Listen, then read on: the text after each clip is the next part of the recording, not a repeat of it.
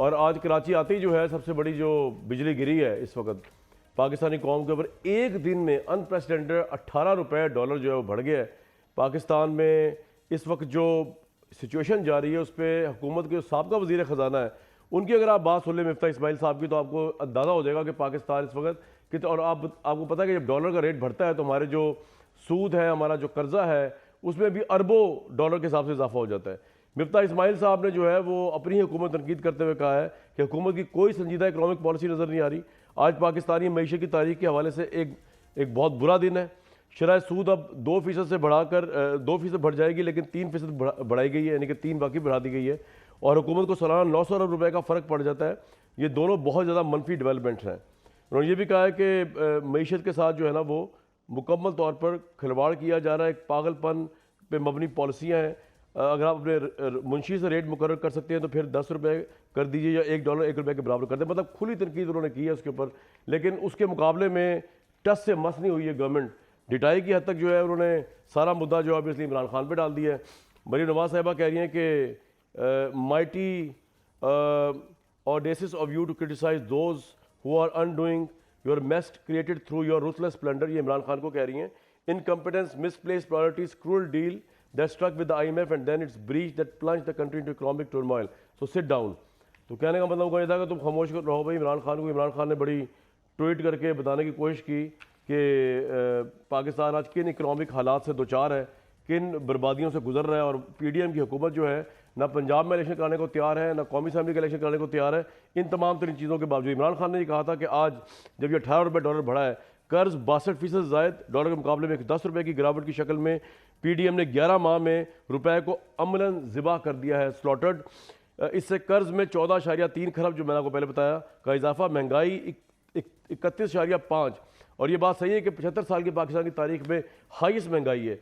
और उन्होंने तो खैर कोएस के ऊपर, साबिक कोएस जो उनके ऊपर भी इल्ज़ाम लगाया। उन्होंने कहा कि उन्होंने साबिक chief of the army staff ने मुजरिम कौम पर मुसल्लत किए, साजिश की भारी कीमत अवाम चुका रही है। मेरे साथ अली नवाज अमान साहब मौजूद हैं, डॉक्टर तारिक फजल चौधरी साहब मौजूद हैं, मजहर अब्बास साहब मौजूद है। मजहर अब्बास साहब, एक अजीब सिचुएशन में फंस गए हम।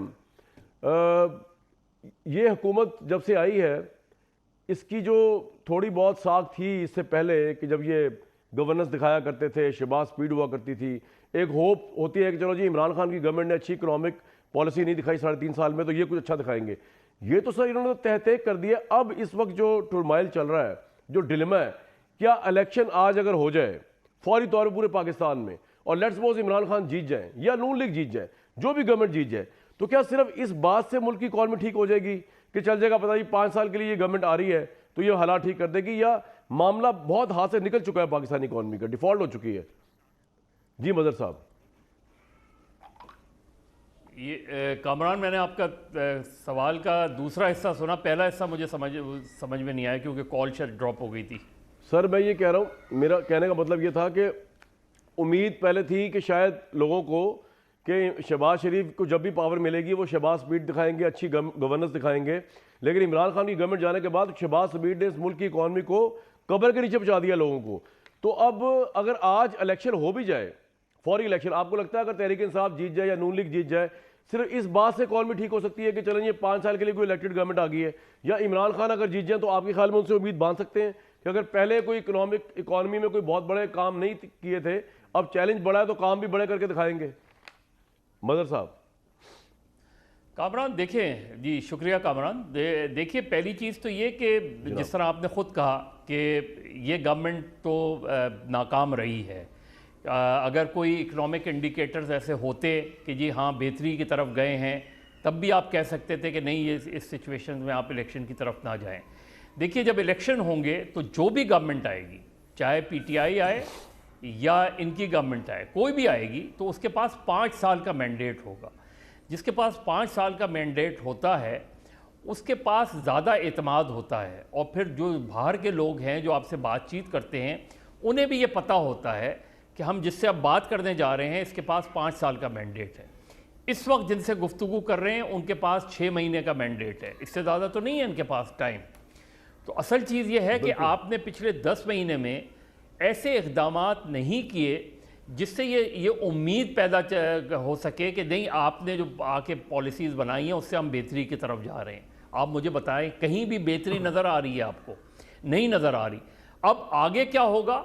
ज़ाहिर है इकोनॉमिक सिचुएशन आपकी ऐसी है कि अगर फ़ौरन इलेक्शन हो जाएंगे, फ़ौरन एक नई गवर्नमेंट बन जाएगी, तो ऐसा नहीं होगा कि वो 6 महीने में, साल में चीज़ों को बेहतर कर देंगे, बिल्कुल ऐसा नहीं होगा।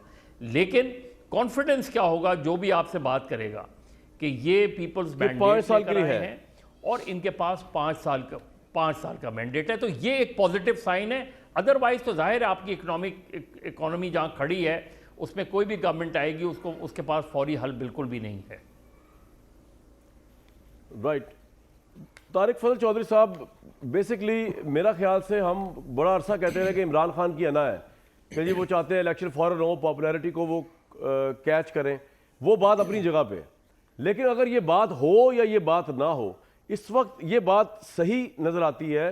तमाम तर इकोनॉमिस्ट, तमाम तर क्रेडिबल इकोनॉमिक्स के इशारियों को जो लोग जज कर रहे हैं कि आपसे नहीं संभल रहा, उसमें आपकी ना अहलियत चले, अगर ना भी हो, वैसे तो है, लेकिन अगर ना भी हो तो ये इनफ इनकॉम्पिटेंस है कि दुनिया का कोई मालियाती इदारा, दुनिया का कोई इन्वेस्टर पाकिस्तान के अंदर इवन बिजनेस इसलिए स्टैंड स्टिल है कि आपकी गवर्नमेंट तो 6 महीने के लिए है, और अगर पंजाब में फौरी इलेक्शन होगा तो आपकी गवर्नमेंट अमली तौर पर पाकिस्तान में फिर इस्लामाबाद तक रह जाएगी कुछ महीनों के लिए।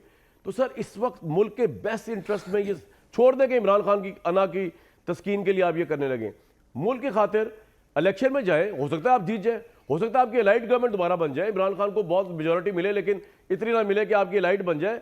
ये जरूरी तो नहीं ना कि इमरान खान ही जीत जाएंगे। तो आप एक स्पोर्ट्समैन स्पिरिट वाले माइंड के साथ पाकिस्तान की खातिर फेयर इलेक्शन में जाए ताकि 5 साल की स्टेबिलिटी मिले इस मुल्क को। तारिक भाई। बिस्मिल्लाहिर्रहमानिर्रहीम। बहुत शुक्रिया कामरान भाई। देखें, आपने 2-3 मुख्तलिफ चीज़ें जो हैं वो अपने सवाल के अंदर रखी हैं। एक, आपने इलेक्शन के हवाले से बात की है और आपने कुछ इस तरह का तासुर दिया है कि शायद पाकिस्तान में इलेक्शन के इनेकाद में सबसे बड़ी रुकावट जो है वो हम हैं। दूसरा, मुल्क की जो माशी सूरत हाल है जो कि इंतहाई, मैं तो उसे ये कहूँगा कि तशवीशनाक हद तक जो है वो ख़राब है, इसमें कोई शक नहीं है और उससे हम बखूबी आगाह हैं। सबसे पहले इलेक्शन की बात कर लेते हैं। देखें, अब लंबी बात क्या करनी कि इससे पहले जब असम्बलियाँ, सूबाई असम्बलियाँ पंजाब की और केपी की डिज़ोल्व हुई और उसके बाद किसकी क्या ज़िम्मेदारी थी, वो बहुत लंबी बात हो जाएगी। लेकिन अब चूँकि सर हम पीछे नहीं जाना चाह रहे, मैं कह रहा हूं कि आप आगे ये तो कर सकते हैं ना कि आप सारे इलेक्शन इकट्ठे मैं करा तो दें। बिल्कुल अभी की बात कर रहा हूँ, डिसॉल्व द असेंबली ना, कौमी असेंबली। मैं पीछे जाने की बात नहीं कर रहा, पीछे जाने की बात नहीं कर रहा। लेकिन मैंने कहा चूँकि अब सुप्रीम कोर्ट ऑफ पाकिस्तान की बड़ी वाज़ेह हिदायत आ गई हैं और उस पर इलेक्शन कमीशन, गवर्नर्स सारे बैठे हैं, जो मुतलका इदारे बैठे हैं, जो फेडरल गवर्नमेंट के इदारे हैं, जिन्हें जो जो एडवाइस दी गई है, तो वो तो अब काम जो है वो अपने ट्रैक पे है। उसमें ना हम कोई रुकावट है और ना कोई रुकावट उस तरह बन सकता है। और दूसरी बात यह है कि जो इस वक्त हालात हैं, अगर आप ये कहें कि सोल पाकिस्तान मुस्लिम लीग नून की या जो इत्तेहादी हमारे साथ हैं, ये उनकी कोई गलत पॉलिसियों की वजह से या उनकी नाअहली की वजह से ये हालात पैदा हुए हैं, तो ये बिल्कुल गलत होगा। मुआशी बदहाली पिछले 4 साल से जारी है। ये सर वो बात मैं बिल्कुल उस सही पर है। जा ही नहीं रहा, हम मैं चाह रहे कहता हूं थे, सारा कसूर आवाम किसी तो और का कर रहे अपना नहीं है। थे इस कि वक्त चंद दिनों फौरी के अंदर इलेक्शन या इस चंद मुल्क हफ्तों की के अंदर इकोनॉमिक स्टेबिलिटी के एक लिए जरूरी तब्दीली है आएगी या फौरी। नहीं है, इन योर ओपिनियन तारिक भाई, सवाल ये हो रहा है।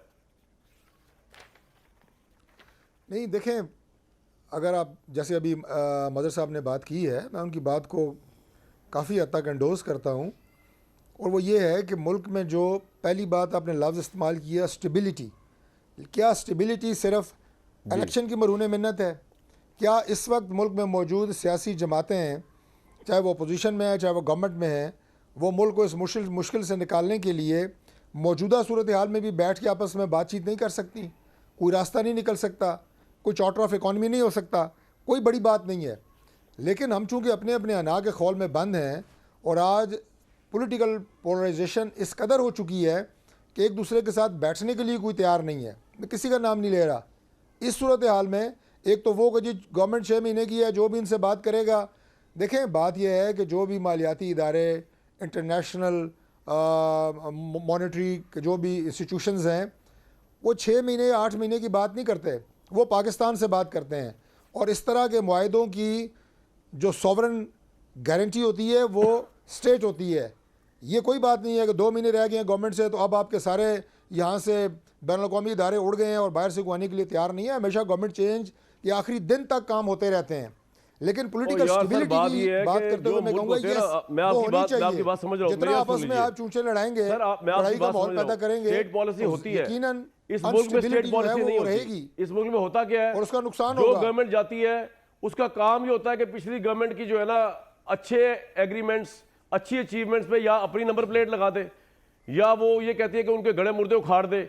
अभी इमरान खान साहब ने क्या किया, जाते जाते उनको जब नजर आ रहा था उन्होंने वो सुरंग बिछा दी बारूद वाली, उन्होंने वो वाला रिलीफ दिया आवाम को, जिसके बाद जो है जो आईएमएफ भी नाराज हो गया। आईएमएफ की तो ये बात छोड़े सर, यहाँ होता ये नहीं, इस तरह होता नहीं है। आईएमएफ को पागल नहीं है, वो बच्चेरी रोटी को चोची नहीं कहते। उनको पता है कि अभी जब इलेक्शन करीब आएगा, आपने वादे कर लिए, अगर आपको किस्त मिल गई, कुछ पता नहीं इमरान खान की तरह आप भी अवाम को सब्सिडी दे दें, पेट्रोल पे सब्सिडी दे दें, मुआहदे की वायलेशन कर, वो क्या करेंगे बेचारे? फिर वो तो आपको कर्जा दे चुके होंगे, किस दे इमरान खान को वो दे चुके थे, लेकिन इमरान खान ने उनको बिट्रे किया। उनको नजर आ गया कि उनकी अगर गवर्नमेंट जा रही है, कमरान भाई, उन्होंने बाज़ इकोनॉमिकली मुआहदे- बिट्रे किया आईएमएफ को, तो आप भी बिट्रे करेंगे आईएमएफ को। जी, देखें, बाज़ मुआहदे वापस हो सकते इसलिए हैं, आपको नहीं पैसे दे रहे जैसे वो। मैंने कहा कि बाज़ मुआहदे ऐसे होते हैं कि जिनकी जो स्टेट होती है वो सॉवरेन गारंटर होती है, वो मुआहदे आप चेंज ना कर सकते हैं, ना ही वापस कर सकते हैं। तो ये बात कि आज कोई मुआहदा होगा आईएमएफ के साथ, अब हम पिछले दौर में इमरान खान साहब से जो मुआहदे हुए, ज़ाहिर है हमारी गवर्नमेंट ने ओन किया, हम उन्हें डिसओन कर ही नहीं सकते। इस दौर में जो मुआहदे होंगे, अगली गवर्नमेंट जो भी होती है वो उन्हें ओन करेगी, डिसओन पॉइंट आ नहीं गया कर सर सकती। आपका,